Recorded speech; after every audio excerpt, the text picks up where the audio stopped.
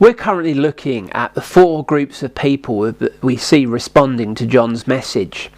We've taken some time to explore John's message, which was a calling to people to repent and to live right before God, to show the world that they had repented and turned to God by the way that they lived. And the four groups of people who we see in Luke chapter 3 responding to John's message show us something that's at the heart of that message.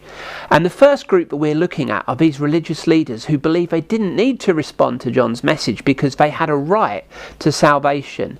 They'd put their confidence in their religious acts, in their religious identity.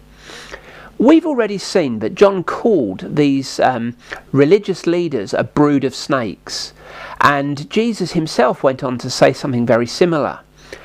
And what we see in John's message is that having invited people to respond and saying to these religious people, don't think that you're safe just because you're children of Abraham, you're descendants of Abraham.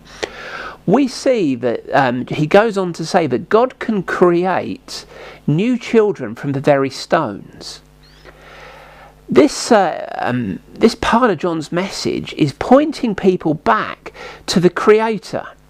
And in Genesis 2 verse 7, what we see is that God formed man from the dust of the earth, the dust of the ground. And so when John says God can form new descendants of Abraham from the very stones, he's taking people back to the God of creation who formed humanity from the dust of the earth. And the invitation to us is actually to have a correct perspective of our own standing before God. There's a fragility about who we are.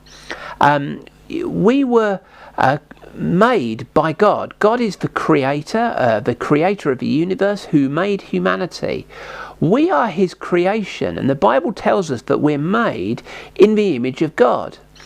And having been made in the image of God for a relationship with God, the invitation and the challenge is that we're meant to reflect that image of God to the world around us. And the issue that we see here is that religious people were rejecting John's message to live right, and in one sense had lost this sense of the need to reflect the heart of God and the character of God by the way that they lived, to be a witness to the world.